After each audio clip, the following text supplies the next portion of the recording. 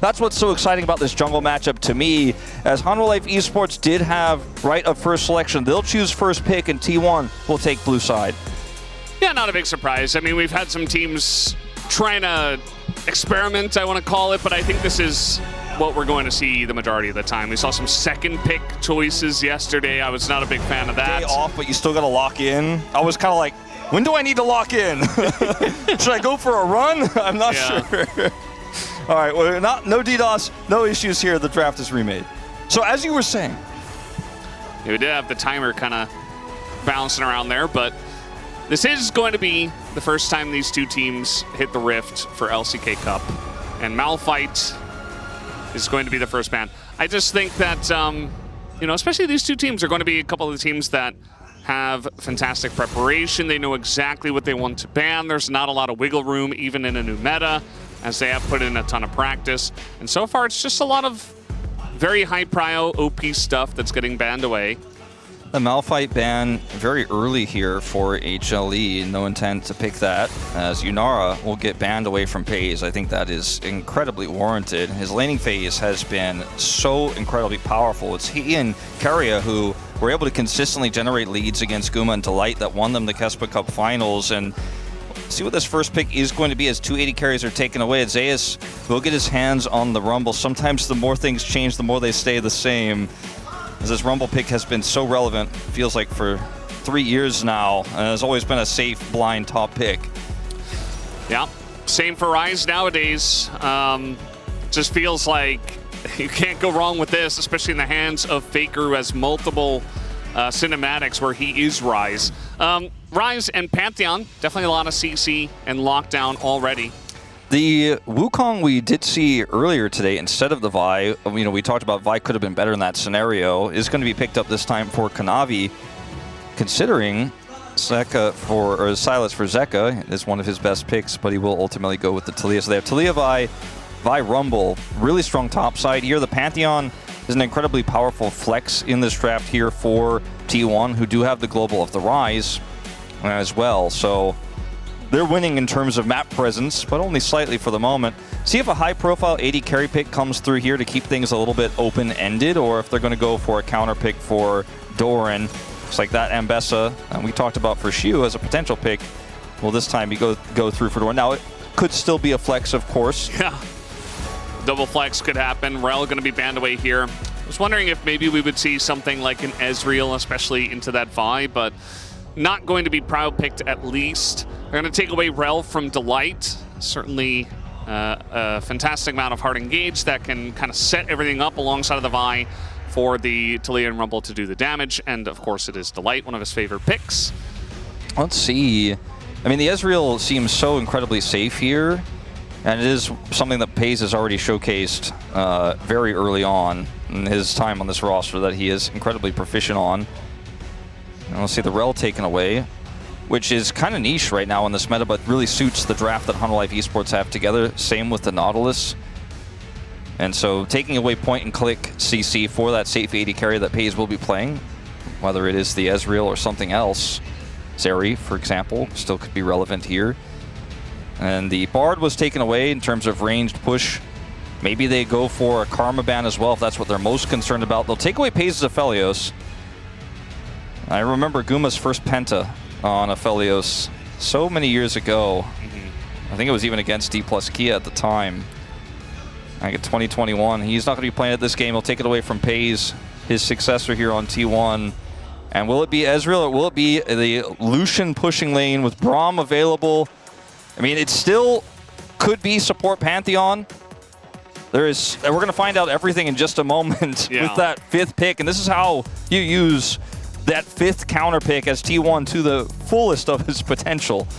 Especially because, all of them can play whatever champ that you are flexing. Thinking about the Corki here has definitely been very powerful as, a first game and fearless kind of pick. It can go essentially with anything. It spikes really hard on 2 items. And it's just a strong pick nowadays. Doesn't necessarily need a specific support, although they could pick up the Nami. Nico available. And that has historically been one of the strongest lanes that you could go for here. Delight's no stranger to the pick. The Nami has been more standard.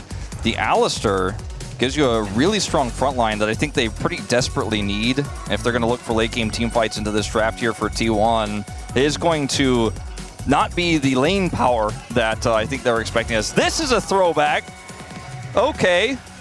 Well, it will be Pantheon going to the jungle here, the Ambessa top, and the Milio to give some extended range and lane power to this Lucian. Definitely not as common as some of the other picks we could have seen here. And it is going to be not that useful in terms of ult here either into this draft. I mean, there are some CCs you could absorb, but just really going to be looking for some additional range here for FaZe. And it's one of those niche support picks that really says the AD carry is the main character. We are drafting through winning this lane. We are drafting through mid-game spikes and an insane lead going into the late game. Kind of like Yuumi, but a little bit different in this case. Yeah, for sure. I think that, especially with that extra range, and nowadays the Lucian building Essence Reaver as it has been changed back, I think that they have tried to find an angle to make Lucian kind of the main character, as you were alluding to. And this is certainly one of the ways to do it. You've also got Milio, who is ranged into Alistar, which can give FaZe a little bit of extra room in that lane up against Guma and Delight. So very curious to see how this one is going to go down. The drafts have been selected. We're getting ready to jump onto the Rift here for game number 1 of T1 versus Humble Life Esports.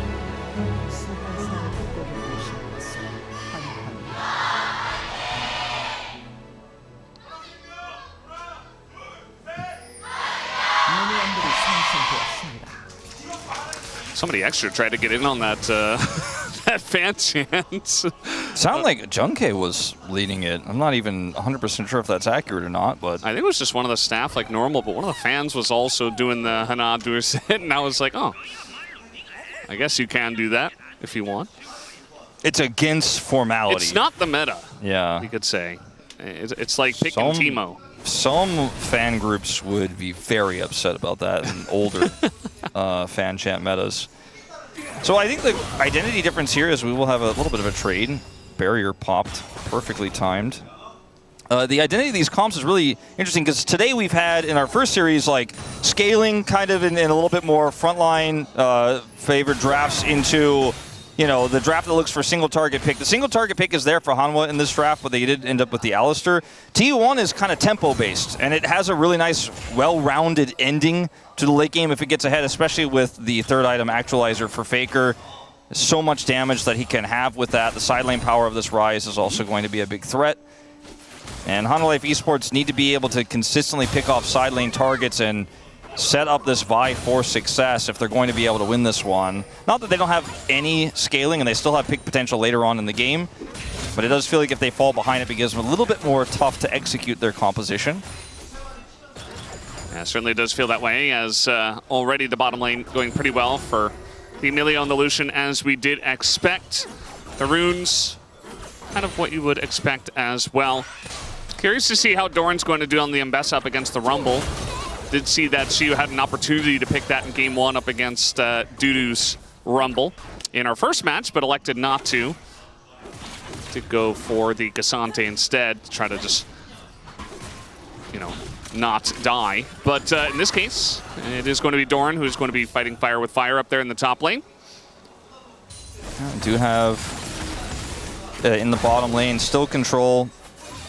You have a little bit of extra sustain with Milio, but that's not really what this is about. The heal could probably remove it from his kit and it would still be played for the same reasons. But you can see that they're chipping away. And it's a slight CS lead that is given here, but slight CS advantages aren't going to be what gets you the huge quest advantage that wins you the game. We'll have to see some jungle attention down there if they want to further anything. Scuttles are traded. And no incidents on the Rift just yet. Yeah, no mistakes is another way to put it. Nobody really getting out of position or doing anything crazy. A plate, perhaps? Perhaps. May have. Indeed. There you go, Pace. Picking up all of that money. And Doran certainly fighting fire with fire. I think, you know, definitely a good idea for Humble Life Esports Rumble in this meta. Very strong. You pick it first for Zeus, a guy who can take over lanes.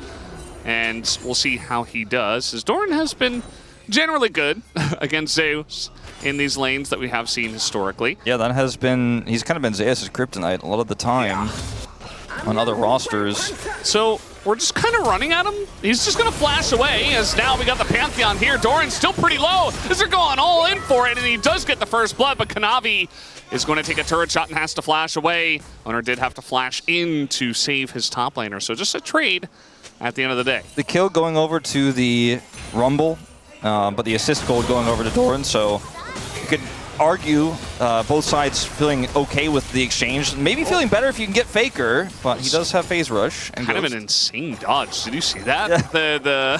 The Q from the Vi just went behind him, and Faker just stepped forward. Not what you would expect. It's like he did a Dark Souls roll. It did look like that. It was crazy. It was last second, too. It almost looked like Kanavi pulled it short or something, but I think it was just a dodge from Faker. Delight tries to go in for these trades, but I don't think you're really ever winning that, at least this early on. It's like you have to use your health, though. Otherwise, they get more damage to the turret. They get more plate value. You have to kind of just sacrifice your health to try to stem the bleeding. It feels a lot of the time. And if you do have Unsealed as teleport, oftentimes that doesn't even feel that bad. But they will be able to sink their backs here now. So watch this one more time. Kanavi's engaged here. Doran has flash, so fairly optimistic.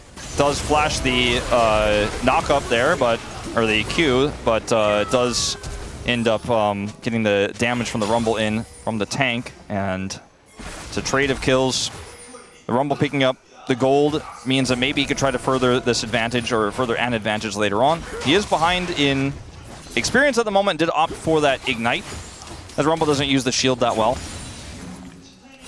Yeah. And certainly going to help him get even farther ahead in the lane if he's able to utilize it here. Saw Owner kind of dodge out of the bush from the missile right before they were going for the dive. It almost looked like they didn't think that Kanavi was there, and he wanted to try to set up kind of a 2v1 if Zeus was going to go for the one-on-one dive, but ended up being a little bit late and had to flash in to try to save the play. So one of those small little things that did happen. Faker is trying to gank top, and Zeus does not have flash. So yeah, I mean, this Realm Warp play could absolutely work. Trying to bait him in. There's the Realm Warp, and an easy lineup for Doran to set it up, and Faker with the gank in the top lane.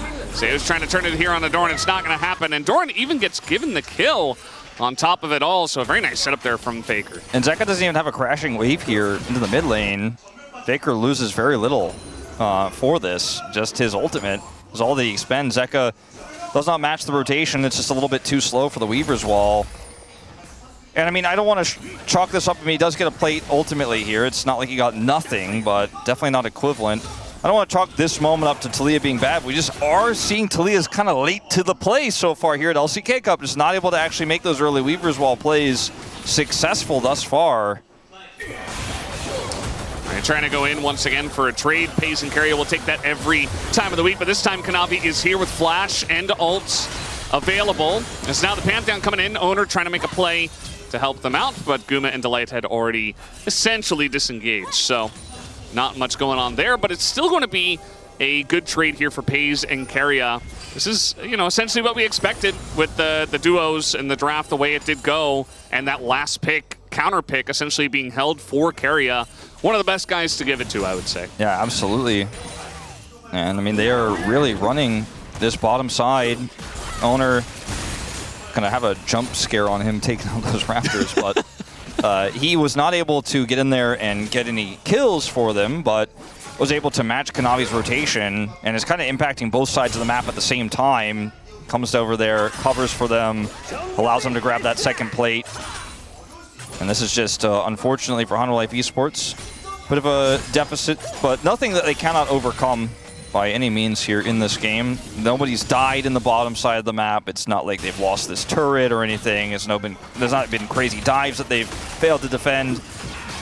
And so the game does continue at a relatively even state. Yeah. That's the thing when you get teams of this caliber, is that you're not going to see gigantic mistakes most of the time, and you're not going to see big swings early on. We've been seeing a lot of big swings early on, actually, before coming into this one, where teams get, 2,000 gold ahead at 7 minutes and stuff like that. But essentially, it's just going to be slight lane leads and gold leads, and or the lanes you would expect them in. And speaking of, I mean, the Rumble still has that lead topside, and so Kanavi, knowing that Owner used his ultimate on the bottom side of the map and cannot come over and match him there, takes the Grubs out in a very decisive way there, gets all three, so denies some side lane power here to T1, as well as bolstering some of their own. Not the strongest side lane composition, but Grubs are always important. Even impact what you can do after a team fight. It might be the difference whether you get a mid turret or not. So, pretty big win here for Hanwha Life Esports, who already had that first dragon in the pocket. So, a pretty insanely close game, and I'm happy for it because we've had, like you said, a lot of games that have been blown open wide early on. Now, some late dragon contests that haven't worked out, some lane disasters, some solo kills in the mid lane. This is just good old classic LCK. Yeah. Sitting back, relaxing. Can bro and brew, even though they're not in this series, I suppose.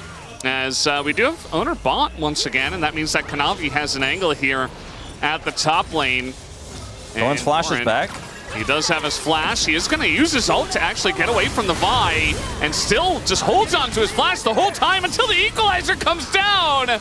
And he took that little bit of extra damage at the beginning and the burn, and that means he is just dead. If he doesn't get hit by the equalizer, he's definitely fine there. It might have even been able to help Faker continue to push there. Said Faker's just going to use his Realm Warp there to the top side and catch the wave and deny any sort of further play or follow-up onto Doran. The ult was phenomenal, but unfortunately the equalizer does catch him.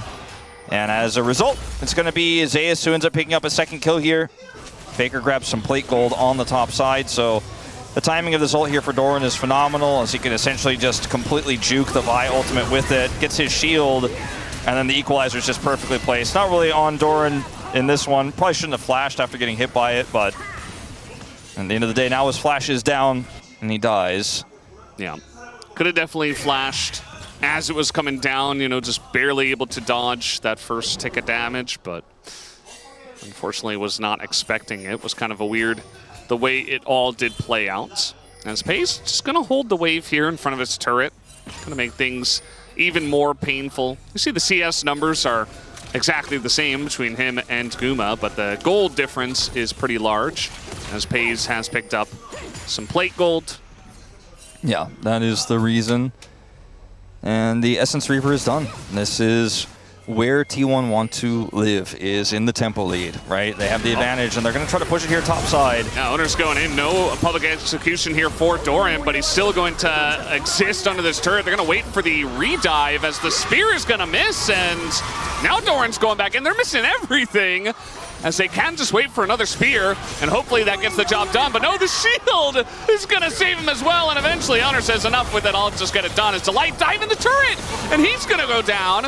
As we got Melio protecting Pace, he flashes away. There's so much pressure on the bottom side of the map, and I think eventually they should get this done as Kanavi's getting low, but they still get the kill, and they get it over to Zeka's Talia. A little bit sloppy on both sides here, but ultimately it is going to be a trade 2 for 2. Across the map. Faker will be one of the extra benefactors here of some plate gold in mid. Did not have his Realm Warp available to affect the bottom side play. I was pretty shocked that this all goes down the way it does so quickly. It's so forced, right? They want to try to get the most value out of this Gatling gun here for Guma. They put the damage on the Pays. And then the Weaver's Wall just doesn't happen. It's like still not happening. Finally comes out here, but Delight has gone in so early. That's a bit disjointed. Pace's flash is fantastic there, but ultimately against 3, as best as he tries, he's not going to be able to trade one back. Somebody fix that quirky Gatling bug, man. That's been going on for a while. Was that affecting the space earlier? There's another Realm Warp gank. Yeah, and it looks like Zeus once again in a lot of trouble. No flash, no way for him to get out of this one. Just ults the wave. Nearly actually takes out Faker, but all calculated in the end. I mean, Faker's just living in the top lane. He embodies Rise as a person, and you know, you'd mentioned the cinematics already, but he's basically just Realm Warping on cooldown. And again, into the top lane, he went Ghost. It feels like this meta is made for Faker to have that early Rise pick and play through a side lane. And so far, working decently for them. They don't have the same gold lead they had before, and it is a 2 Drake lead here for Hanwha Life Esports. They do have those grubs, but that is going to be the first turret to go over to this Ambessa, and still an incredibly close game. If it was a different soul here, if it was Infernal Soul, you know, you'd feel a lot better as Honda Life Esports. The Ocean is not worthless by any means, but doesn't feel as big of a prize as it could have been. Certainly going to be something to look at if they do eventually get that Ocean Soul. Can help a little bit against, you know, like a culling and stuff like that, but a lot of the damage from T1 will be committal, as this is the setup, just a straight up, you know, old-fashioned from the river Realm Warp, and Zeus just doesn't have Flash, so he's just dead. Yeah. And, you know, Zeka was trying to control the bottom brush with control vision and was pretty far away. Faker took his opportunity to roam up and find that Realm Warp angle. And so that is that. Gold lead now up to 1,200 here for T1. As that turret goes over. Vandal Pipes built here for Delight. As we do have Shirelias instead of any of the healing tech. And they could have gone for here, which I do like, because speeding up this composition will definitely make it a lot more potent, and they can snowball a lot better with it. Essence Reaver, no longer an item advantage over Guma, but still incredibly strong at this moment in time for FaZe. Dead even in gold, really, between these bottom laners, but the spike is there for FaZe. Guma's going to come online a little bit later. Yeah. I mean, it's that second item. Still props to Guma and Delight just being able to get out of what is a very annoying lane for the early parts of the game, and then eventually hopefully scaling up to see exactly what Corki can do. As we do have, well, we had Kanavi. Oh no, he's going to stick around actually. Maybe thinking about going in onto Doran, as Owner is nearby and ulting in, as it's just going to be a straight up 2v2. The equalizer pretty good, but not good enough. As ends up being just Owner getting there first, landing the CC, and unfortunately Kanavi couldn't do much after his lane mate died. Yeah, I mean, Owner shot first, and that's the end of the exchange there. Just cannot win it alone. The person down so quick. This is that Essence Reaver, and it hits. Got to be careful when he doesn't have his Alistair nearby. Looking for the knockback here on Akaria. It's going to get him to use his ult at the end of the day. Yeah, that was actually a lot committed to defend there, but it is successful. And, you know, the ultimate there from Keria comes out, but you could really feel this Milio-Lucian combo at work here in these razor-thin margins where Delight just isn't quite there to peel. And he's like, I'm going in, I've got barrier, and I will just push Guma out of the lane. Shove this wave through. Doesn't get a kill, but man, they have a lot of silent pressure. Look at the top wave. Bottom wave was controlled again by T1. As Doran is like the target. Man, get that Gatling gun out of here. Thanks, Fearless. Anyway, you see the ultimate comes through from Owner, as you already pointed out. You basically explained this already. They strike first. That Gatling gun on silent mode, man. It's a theater in here trying to. Well, they do have two items now for FaZe, as he gets the Navori Flicker Blades, and now the Lucian even stronger. Was already strong, but you know, just item by item, especially because Guma has not finished his Muramana and is pretty far away from doing so. They bait him in though. FaZe in a lot of trouble as he flashes and he still dies. And even with Owner coming in, not able to save him, the TP not ending up doing too much, but at least pushes Doran away. Let's see what choice they make here now, because the Herald has spawned. Dragon's up in 25, but it's not up yet, so this is kind of awkward. They get a really nice punish here, but what can they use it for?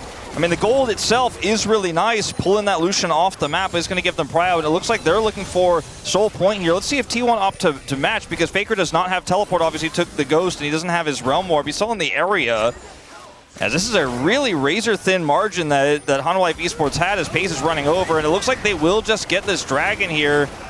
Owner looking for potential contest. Yeah, we'll have to just wait and see if they go for the fight afterwards. Doesn't look like Owner's gonna be able to do much there. As the equalizer's great in the choke. Owner puts up the shield, but immediately dies afterwards. So a little bit of a bonus treat for Honda Life Esports on top of the Dragon, as they pick up the enemy jungler as well. This is a huge win for Honda Life Esports. They get the Soul Point, they get the kill on the jungler, who's just, you know, trying to see if he can get a spear steal, and is unfortunately just a little bit too close to the sun. Doran will be able to avoid this shove, so he's going to be totally fine. But T1, with the recall timers, are going to try to rush down this Herald despite not having a jungler, and it looks like it's going to work out for them. There's no vision on this either. As we go back into this, FaZe steps forward here. Kanavi off vision. And they had control vision in the river. They thought that was enough, but the engage range of the Vi a little bit higher than I think FaZe calculated there. So he ends up going down, and this leads to a Dragon take. Now T1 look for an optimistic Odessa. Like, is there an angle here? Not really. Owner drops the spear. It gets dropped on by Delight. And there's just too much CC here. Puts up his shield, but can only delay the inevitable. Yeah.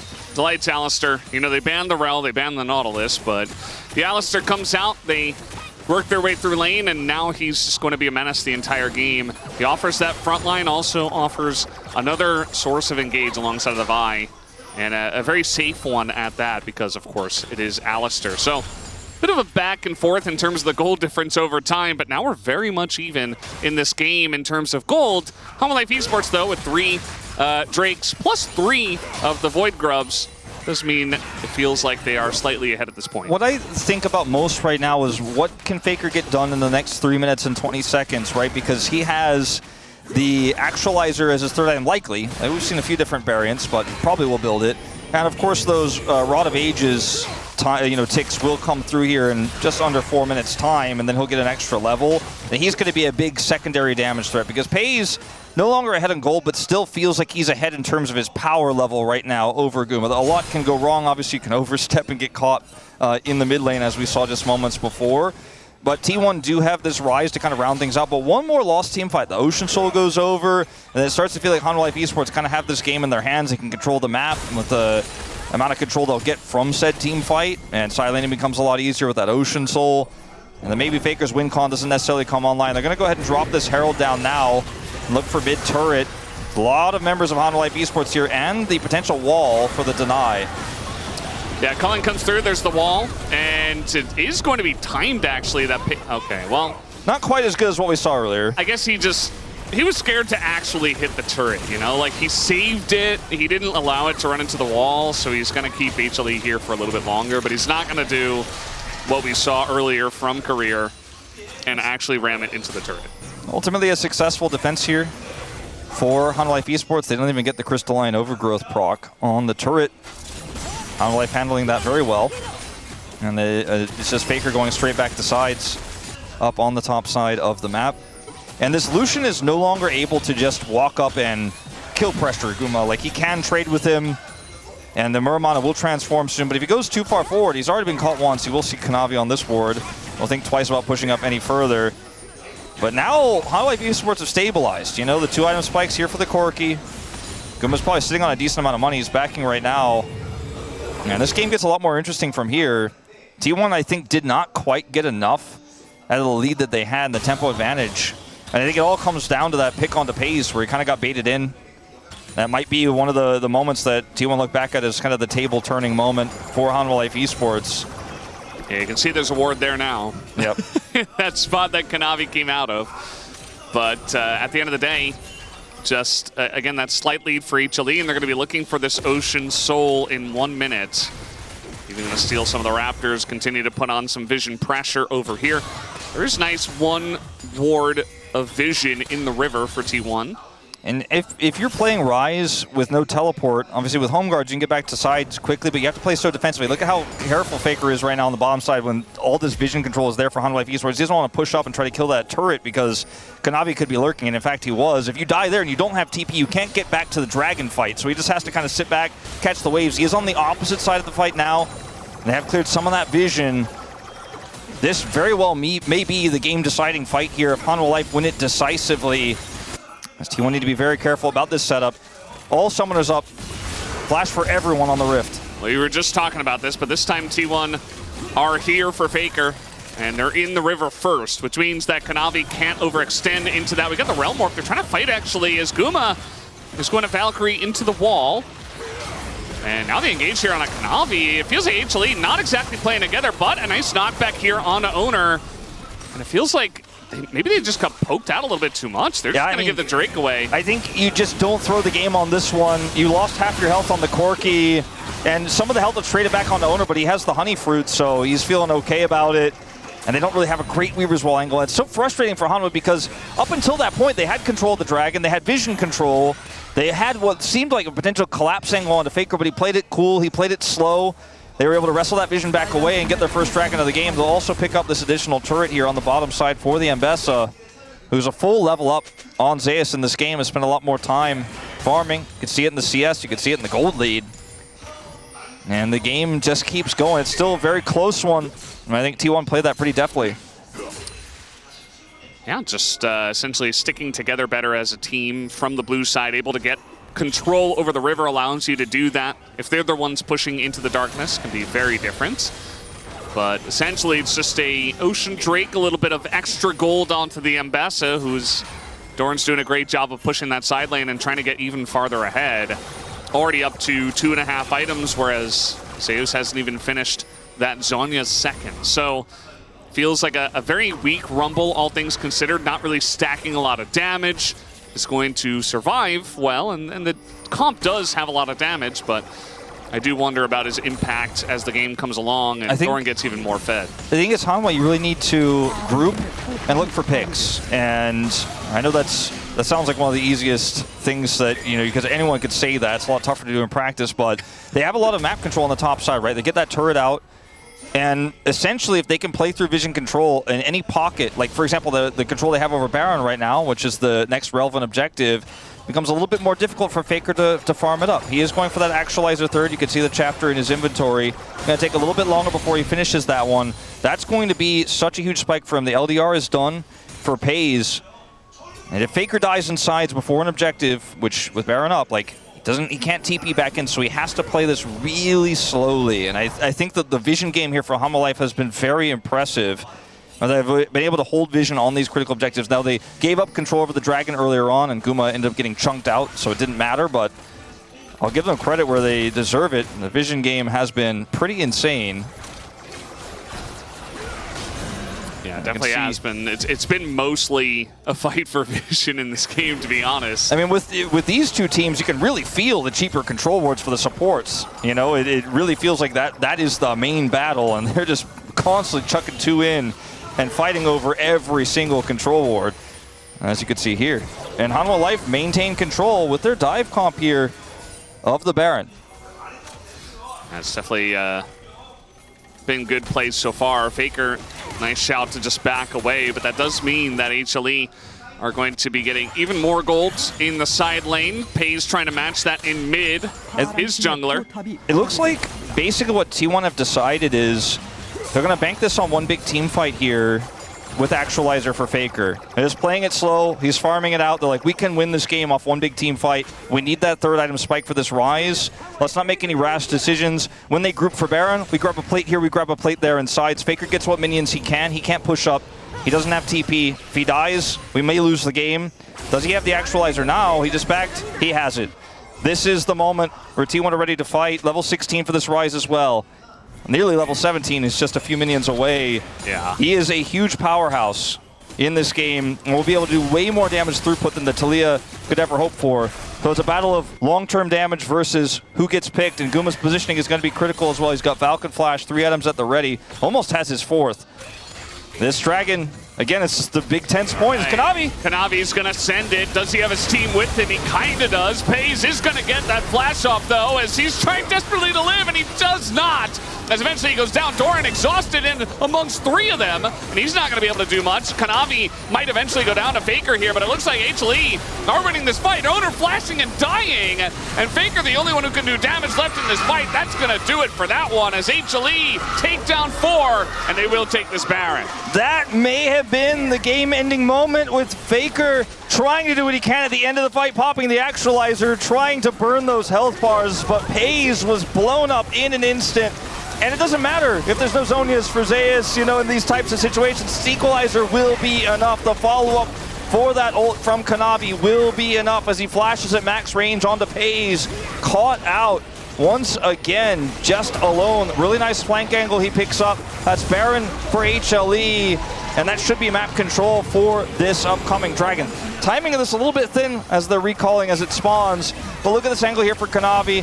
Zeka comes in, Equalizer follow-up from so far away. The teleport in here for Doran gets into the back line, but there's no damage because the Lucian is dead and Faker's on the other side of the fight. He punishes Kanavi, who wants to come in here with Actualizer and do the damage here. I mean, some of these health bars have been a little bit whittled down, but unfortunately alone, even with Karria's support, he won't be able to get it done. Great play from Kanavi. They're looking for that Dragon. This is Soul for Hanwha Life Esports. I mean, Owner, no flash. His spear can't reach from there, so it's just Ocean Soul for HLE on top of the Baron. And that one fight just got them so far ahead. They used the dive onto the Lucian, and T1 assuming they can keep FaZe alive on the Lucian with the Melio. Not against this comp. It's not going to happen. And that just means that HLE are in a very strong position. Now looking to push with this Baron. Looking to go down the bottom lane here. No wall available. Faker up doing the Wolves or something. He doesn't have his TP. He's the only one not here, but they weren't going to defend at this turret regardless. And Hanwha Esports, I think, are right to not look for a split. Instead, to just group and look for one inhibitor at a time. Even though the inner turret in mid still has 3 plates, still alive, just focus your efforts on one area where you can look for that single target blow up. Say, FaZe, you can't walk up. You have no flash. And this inhibitor is free. Now, Faker is going to be able to get an interim return in mid, but I think that's really the only play for him. So, and in fact, I thought it was lower. He might not even get the whole thing. It is 2026, so he's like, yes, I will. Wolf, watch me do this. Let me press all my buttons. Yeah. Clear this wave and then do massive damage to the turret. He will ultimately get it, it looks like here, but it's just not an equivalent exchange on the map. Barely gets it calculated. Close. I mean, they were definitely considering, yeah, they're going to pull the trigger here as Zeka going to keep him around. Even gets the knockback, and I think Faker going to have to try to realm warp out of this one or just actualize his way out. Nearly kills. No, he gets the kill on a Zeka, and he just barely doesn't get away as Kanavi gets there and shuts it down, but at least he took one with him. Yeah, that is going to stifle a little bit of the power here for Hanwha Esports, the remainder of this Baron, but they got what they were really looking for, was that one inhibitor. The composition siege-wise isn't that strong in terms of, you know, clearing waves and then just pushing the turret at range, but it is really great at grouping and looking for kills. Faker just said, I'm not going to have any part of that. We're going to lose that inhibitor no matter what. I'm just going to send it down the mid lane. Gets a kill back, gets the turret the last possible second. FaZe now picks up IE as his 4th item here to match Guma. But the map control is so important, and you know, you can look at gold as we'll watch Faker actually real quick. Actualizer on 3, 3rd item, 3rd hotkey. He's gonna press it, and I love how you put this to actualize his way out of here. Because that is exactly what happened until he ultimately does go down here. He's out of the realm up for a second, cannot quite get back in. It was very close too, like he almost got out of there.